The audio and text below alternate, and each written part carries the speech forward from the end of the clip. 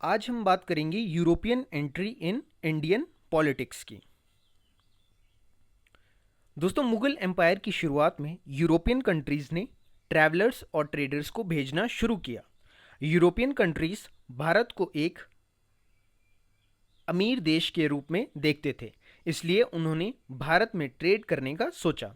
जैसे जैसे European countries आती गई, भारत में मुसीबतें बढ़ती गई।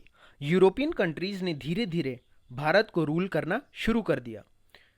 यूरोपियंस भारत की सिविलाइजेशन पर राज करने वाले आखिरी थे। नमस्कार दोस्तों, मेरा नाम है शुभम और स्वागत है आपका एसकेआर फाउंडेशन में। बाकी के अपडेट्स के लिए आप मेरे साथ जुड़ सकते हैं मेरे सोशल मीडिया हैंडल्स पर। आइए वीडियो को शुरू करते हैं। दोस्तों, भारत के समुद्री रास्ते की खोज via Cape of Good Hope Vasco da Gama ने की थी। एडम स्मिथ के अनुसार discovery of cape route to India and America इतिहास की सबसे महत्वपूर्ण खोजें थी। अब हम बात करेंगे यूरोपियन कंपनीज की। सबसे पहले पोर्तुगीज आए थे, उसके बाद डच, फिर इंग्लिश, उसके बाद डैनिश, फ्रेंच और अंतिम में स्वीडन आए थे।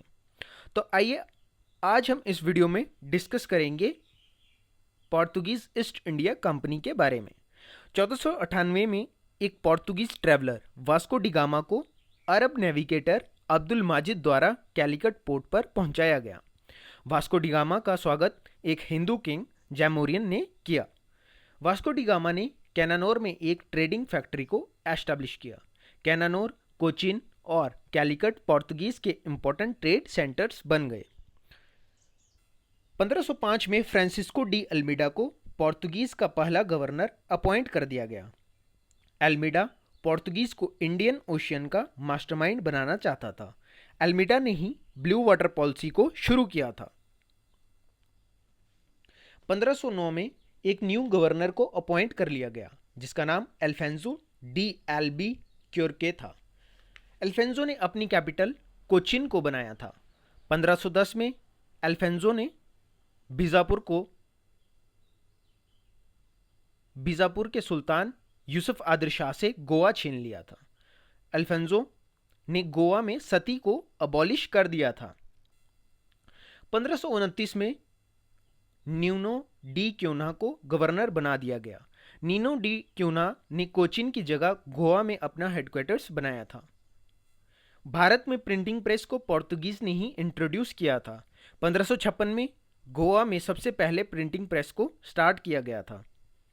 पोर्तुगीज ने बहुत सी क्रॉप्स को भी इंट्रोड्यूस किया था, जैसे कि cashew nuts, tobacco, papaya etcetera. Ships बनाने की टेक्निक्स को भी इन्होंने ही सिखाया था।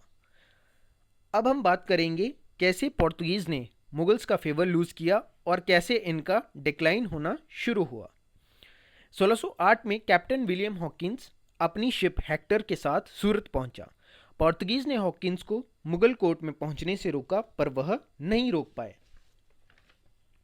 हॉकिंस तुर्की लैंग्वेज को जानता था। उसने जहांगीर के साथ तुर्की लैंग्वेज में बात की, जिससे जहांगीर इम्प्रेस हो गया और हॉकिंस को मनसबदार अपॉइंट कर लिया गया। यहां से पोर्तुगीज का फेवर मुगल्स ने धीरे धीरे कम कर दिया। पोर्तुगीज सिर्फ ट्रेडर्स के रूप में ही नहीं पैसा कमाते थे, परंतु हिंदू और मुस्लिम बच्चों को खरीद कर उनसे जबरन ट्रेड करवाते थे। इस एक्टिविटी में उन्होंने मुमताज महल की 2 स्लेव गर्ल्स को सीज कर लिया।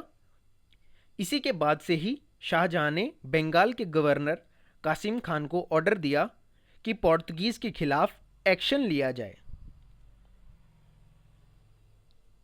1596 में डच ने पोर्तुगीज को हरा दिया और साउथ ईस्ट एशिया में अपनी पोजीशन जमा ली।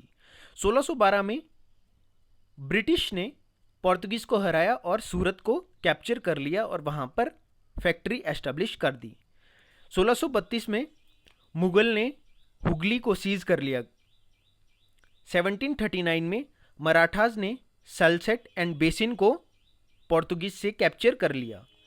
1641 में डच ने मलक्का फोर्ट को पोर्तुगीज से छीन लिया और 1663 में सारे मालाबार के फोर्ट्स को कैप्चर कर लिया। जैसे जैसे ब्रिटिश की पावर बढ़ती गई वैसे वैसे पोर्तुगीज़ की पावर्स कम होती गई। उनकी पावर सिर्फ गोवा और दमन दीव में बची थी। 1961 में भारत फोर्सेस ने गोवा दमन दीव को पोर्तुगीज से वापस ले लिया। आई होप वीडियो आपको पसंद आई। कमेंट करके ज़रूर बताएं। मिलते हैं नेक्स्ट वीडियो में।